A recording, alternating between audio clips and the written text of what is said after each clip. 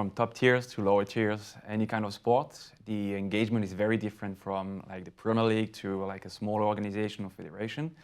And we see with the democratization of the technology now everybody can live stream. So yeah, it's a very exciting time right now. You've now got this direct-to-consumer avenue, which whether it's the sports leagues, federations, or even now seeing actually individual teams actually now going direct-to-consumer via IP as well. So once again, you're no longer tied into these huge rights deals. Yeah. You've got a very low or comparatively low-cost avenue to get to that consumer. Something that we see, I think, is that the demand isn't just driven by the desire of the consumer, it's also on the side of the producer to be able to offer richer content to get to the hardest core fans and to be able to get to the casual fan to introduce them into a deeper world of that kind of content and being able to get to that in an economical fashion on the devices that users have access to and have the demand to get the content on.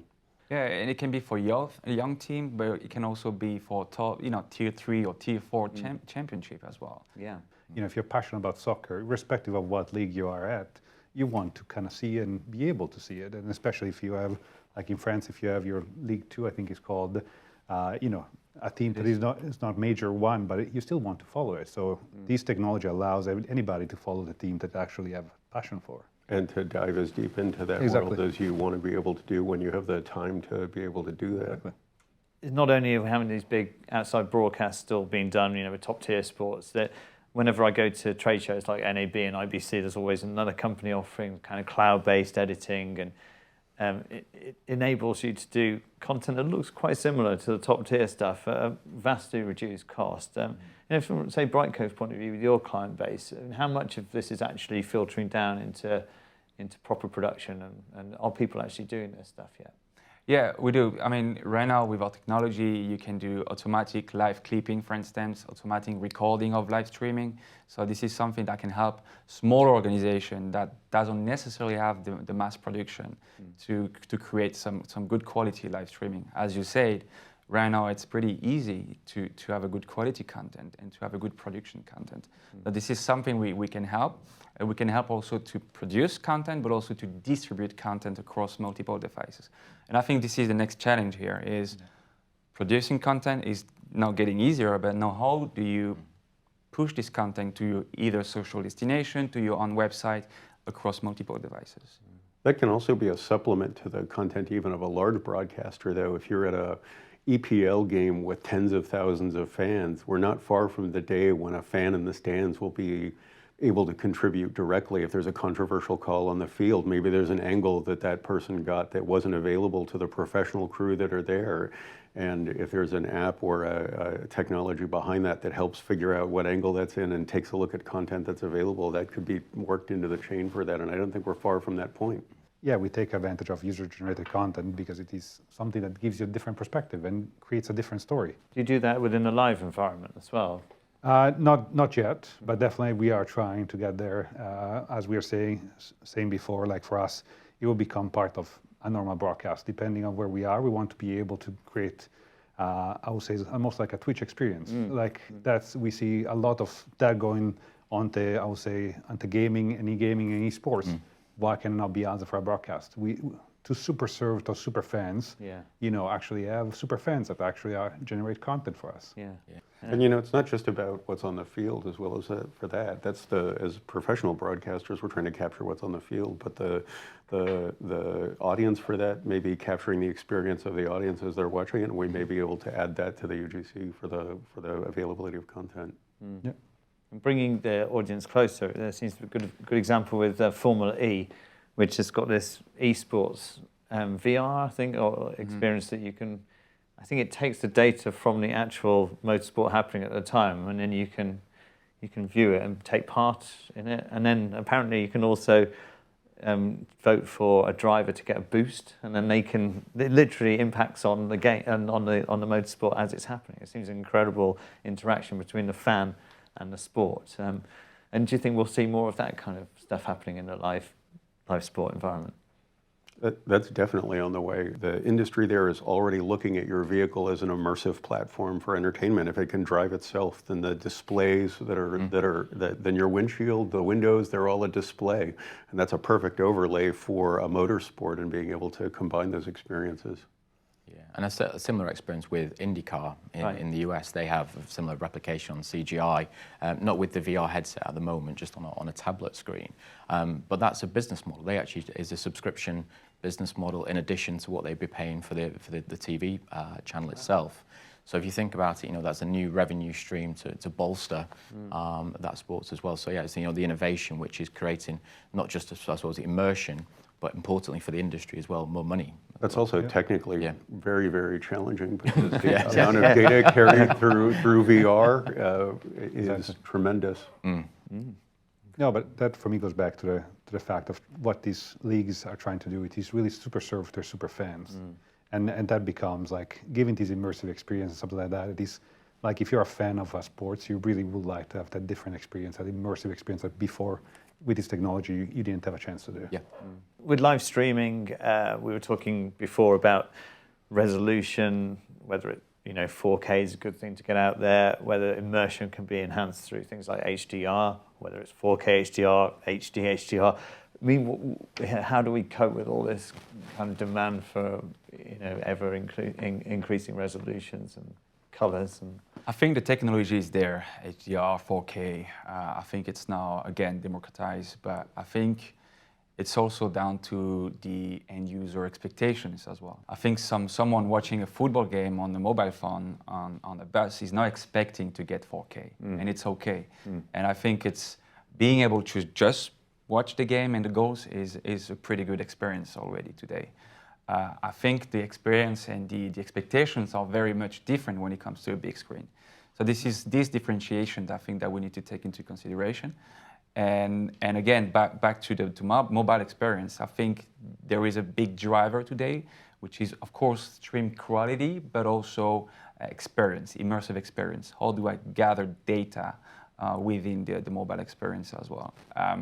Today we can see that the youngest generation, so Z and X, are watching. 60% of them are watching, football and sports in general on the mobile. So a lot of companies like Eurosport, I believe, are thinking mobile first and then big. Exactly. We actually have a mantra for our production, which is digital first.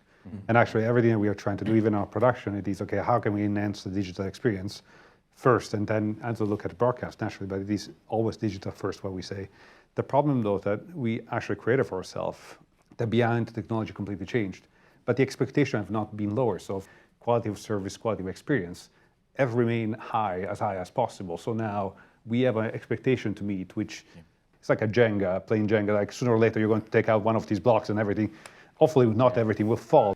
That is the challenge that we're looking at, but I also think it serves to illustrate that there is no one format, there is no one resolution, there is no one standard. A big television with 4K, HDR, and the latest in surround sound technology may be the standard that we hold forth and say this is the best we can do at the moment, but it's also important that we keep in mind the multiplicity of devices, the democratization of all of the different platforms that there are for being able to distribute, and just living with the reality that that's going to be a digital world, and that whatever we invest in for the production tool chain needs to be able to adapt quickly. Yeah, and I think it's the curation for each of those different platforms which will vary significantly as well. The experience, as you say, if you're on the tube and you're looking to get the highlights, it's a very different requirement to if you're watching on a 50-inch LCD in your home. So how you build that content at the back end to actually deliver the most optimal experience to the consumer, I think is a challenge, because budgets becoming tighter, then how do we actually manage across these multiple screens? So I think that will be a challenge for the industry, not just sports, I think just generally as well moving forward. There's various experiments done last year on 4K streaming, and the latency, if you were watching it through the stream, 4K, it was around 30 seconds to a minute behind the linear TV experience. But yeah, you were talking as well about this Jenga thing of you can change one bit and it sounds like, oh right, okay, that'll solve it, and actually actually has a big knock-on effect to other bits. Yeah. I think what Clement and I were discussing before, it was, well, okay, if you want to make a change on latency, one of the things that you could try is, okay, make the segment smaller. But as you can say better than me, then this create a knock-on effect somewhere down the road. Yeah, Clement had some. And, Yeah, definitely. I mean, we all have been spoiled. During the World Cup by a neighbor or a pub next door cheering 30 seconds or 40. There is nothing worse than that, right? And from a technology perspective, yes, there is a way, but I would call that a hack rather than a tangible way of improving on the long term the quality of experience, which is to reduce the HLS segment, right? So we can reduce the latency. But as you say, that's a big Jenga game because you're going to fix one thing, but the entire piece might fall out. So I think we can get there. I think 5G will help a lot to improve this experience.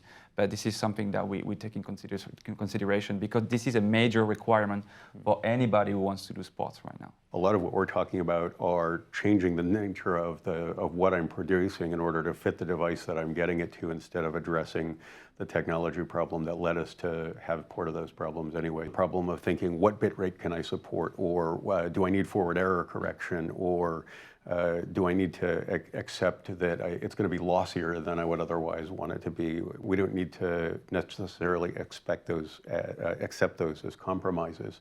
And I think that's also something we're going to see more and more of as the infrastructure catches up. As 5G becomes something that becomes mainstream, then we're going to see better and better ability to access devices with better and better quality from that point. You've done some work on the World Cup last year and the Women's World Cup this year around remote production for Fox, wasn't it? Taking content from Russia through to LA where they did the production. And you managed to get the content in 4K from various different camera streams, is that right? Through to LA in quite a limited time. That's correct. Every match simultaneously from every camera through a 10 gigabit internet connection. Allowing the production to be done in a full production studio in Los Angeles rather than on site in Moscow. It saved a tremendous amount in value against having to deal with the logistics of shipping the production staff and the equipment to Moscow in order to handle that. But that, we think, is going to be translated many times over into other events. And not just at the high value end of that for worldwide events, but also something that smaller producers can take advantage of. And what kind of delay was there between the stuff happening in Russia and getting it? Thanks for asking. It was between 10 and 30 seconds to be able to get to a live edit. For that, we had a joke at the time that we were able to accomplish a replay edit in the time that it took an Argentinian soccer announcer to finish saying there had been a goal. If there is this difference between the linear TV and the streaming experience, what does that mean in terms of, say, on-screen graphics or data and the use of that within an app? How do you make sure that all of that's kind of consistent between different platforms? You got to be precise to match end user expectations. You can't have an overlay showing a goal or telling you there is a goal while you're just 30 seconds before and spoiling you. So it's all about matching the stream with the data gathering. That's a pretty complex piece of art, but this is something that is critical. Yeah. Again, depending on which kind of data you want to bring into the experience. Is it a player description? Is it a goal, an action, an offside? Again, we see so many things, so many innovation.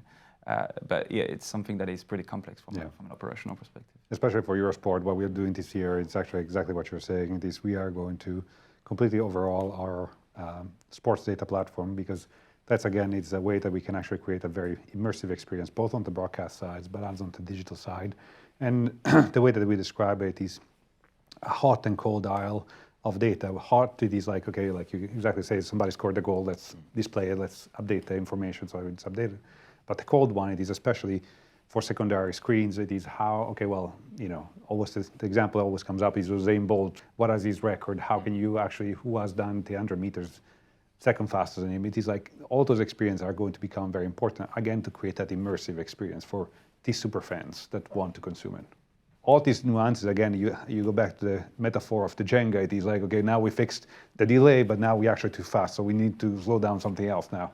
And it is one of those craft that it's truly a craft, and I'm very lucky to be inside in this industry, personally. So esports mentioned earlier, it's another big thing for live streaming. Compared to all traditional sports, which have this huge long legacy of traditional broadcast, and esports is coming at this from completely the opposite end of the spectrum with streaming first. And when you actually look at the numbers of concurrent viewers of like League of Legends finals, Dota 2, etc., you're talking hundreds of thousands, if not millions, in one go. So this industry has been built on a streaming platform first. So I suppose from that perspective, a lot can be learned. You've got a huge level of engagement and interaction with that user base and that audience, very engaged.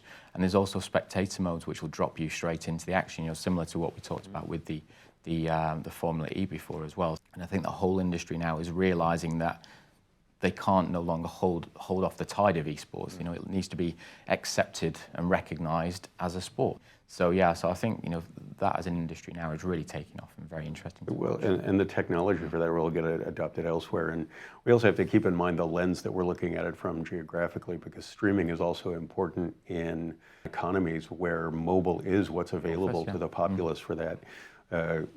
This year in India Premier League cricket went from last year's 9 million streaming viewers to 18 million this year, so 100% in 1 year, and it's only going to keep growing. There's no reason to think that model's not going to replicate itself in China and in other countries where there's a large populace where mobile and devices are in fact the way that you access content. Yeah. 5G will hit Europe and the United States in fairly short order, and it may hit some other countries as well, but there are going to be places that still have less developed network infrastructure where there's still a large pool of users that we want to be able to, a large pool of consumers that we want to be able to address with content that's popular everywhere. English Premier League is popular the entire globe over, regardless of the type of device it's coming on, and that's not going to change anytime soon. Yeah, and I think 5G just opens up new avenues. We talked about this whole immersive experience for sports. So in stadium 5G as well. Actually, whether it be like actually different feeds, instant replays, UGC. So opens up this whole new ecosystem for content, I think. I think that's actually the most important thing about 5G is that unlike prior standards for mobile, it's not just what are the radio specifications for that, it's also an infrastructure standard. And it's the fact that you can deploy an entire local area network on 5G.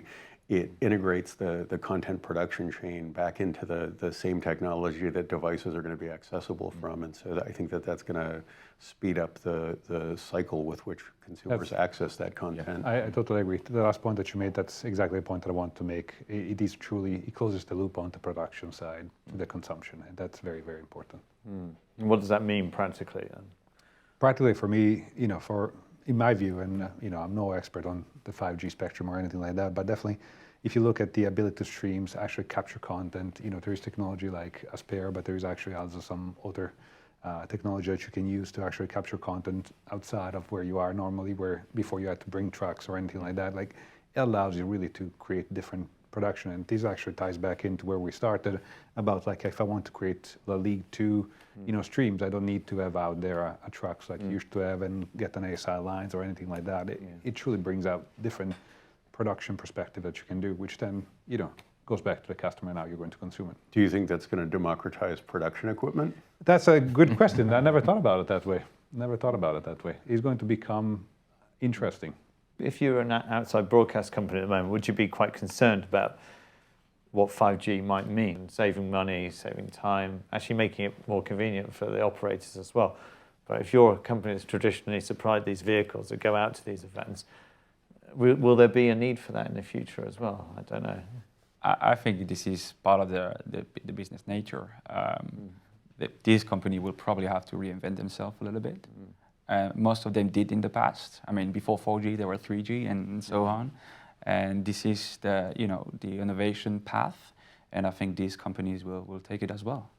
I think on the production side, the 5G will revolutionize the way that acquisition works and the way that contribution works. I don't see on the distribution side the displacement of CDN anytime soon. The reality is that that's, even if it's not the primary distribution mechanism for a content provider, it's supplementary. Somebody who's on the high end of things, distributing a large league needs that access. So I think that 5G and infrastructure technologies, as much as they improve, they'll shift around who serves what niche. But I think that the full cycle will still be there.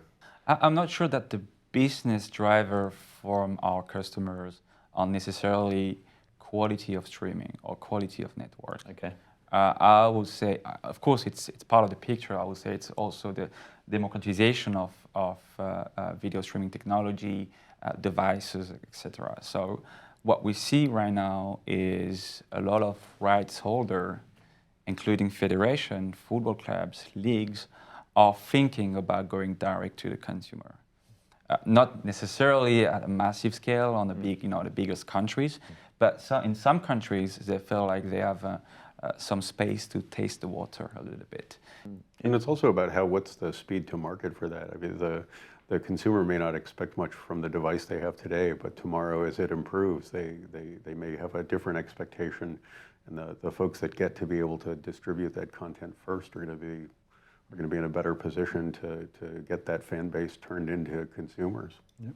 Today, just for example, to roll out a full OTT solution, not necessarily a full bespoke tailored OTT solution, and by OTT I mean Roku TV, Apple TV, smart TVs, PlayStations, iOS, Android, so the usual suspects. It's pretty complex from a technology perspective.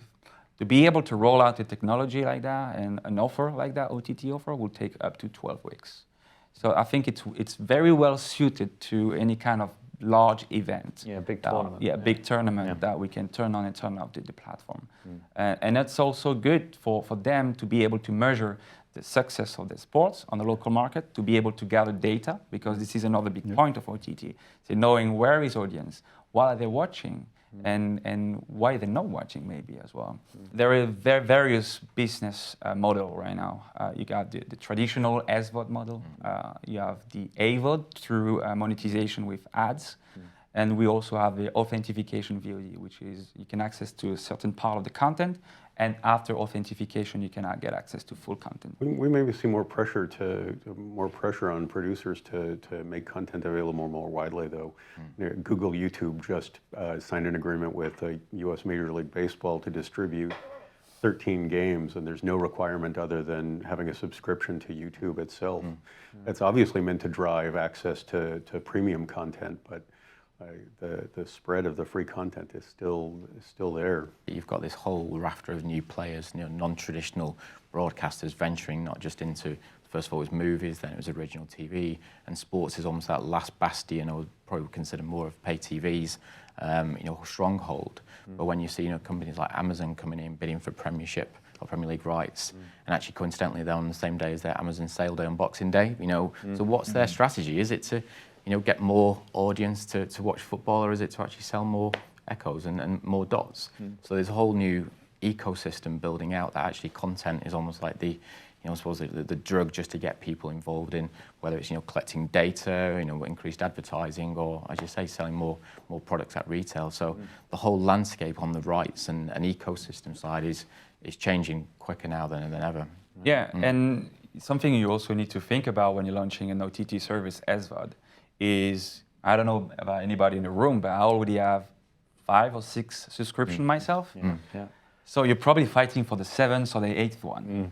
So you got to be careful about that. You have to think about it prior to launching an OTT solution. Do I really want to be a paid TV, or do I want just to give it for free, or snack content or whatever? This is something we really need to be careful about when we launch an OTT platform as well. Yes. You have certain subscription, and you kind of go and say, okay, which one do I get now? Let's take away a second the head of sport, and you go inside and Disney Plus coming, and okay, you're going to be fighting, and us Eurosport as well, with certain spots, because but this brings a whole different discussion that I don't want, unless you want to get into it. But for me, it is like you go back. We went through the bundling of TV. We went through the unbundling, and we are into unbundling of digital. And for me, it is: are we going to go back to the bundling of digital? And this is where I kind of go and say is going to be quite an interesting journey and roller coaster we are going to be all on. And I don't see how you cannot not go back to bundling, but. I don't know. But regardless of the packaging, the competition for the eyeballs is still there. And so the need to be able to put out high quality content at the highest quality possible is always there in order to get them. Broadcasters or federation can be more creative about the business model. Maybe I'm a football fan, but I don't want to watch the entire Premier League. I just want to watch Chelsea against Manchester United on a PPV, pay-per-view. Or maybe I don't want to watch the entire NBA game. I just want to watch the last quarter. So how can you monetize that? Can you pay just $2 to watch the last quarter? This is an interesting discussion. Yeah, we're also for us content owners, we are thinking about stuff like this, and it is like, should you pay for the entire, we don't have the rights, but should you pay for the entire season, or should you pay just for your team? Should you just pay for matches? Should you pay just for, how granular can you go? Before we wrap, it'd be interesting to talk about the sort of costs associated with live streaming sports. We talked about the democratisation of this. Is it possible to put a figure on, how much it might cost to sort of take a lower tier sport and get that out direct to your fan base, and versus, like doing a massive OB? I think when it comes to live production and live in general, the cost is spread around and across a lot of things, including production, distribution, repackaging, and on our side, we saw the price of live streaming decreasing by 70% over the last few years. It's getting really cheaper. But again, I will maybe defer to my peers to talk about the production side. The cost for us, it is naturally, as we discussed before, you have rights acquisition, so naturally that's a cost that you need to have. Then you are going to have the productions. And as we were discussing previously, depending on the event level that it is or not, if it is premium or not, you have different costs. I know that there is, company out there now that you can do almost entire production with AI cameras and stuff like that, like you should not need to have anybody there. So you can go down to as skinny as that, but it is like premium event like the Roland Garros that are going to be around. You need to have their OB tracks and all that stuff and people, and those, naturally drive up cost. But then I agree with Clement, like after there, the democratization, and irrespective of, if you choose whichever provider you choose, the costs have been, as of for us, we have seen they come down massively. The availability of quality equipment and quality production technology for people who are doing YouTube streaming is approaching that of what used to be considered the realm of broadcast technology. And we're going to see that get applied, I think, across lower tiers of professional broadcast, and we may see content that may not have been considered the professional realm before. It's been a brilliant panel discussion. I've really enjoyed it. I hope you have too. Thank you for having me. Yeah, Thank you very much. Great, really much appreciated. Thank you.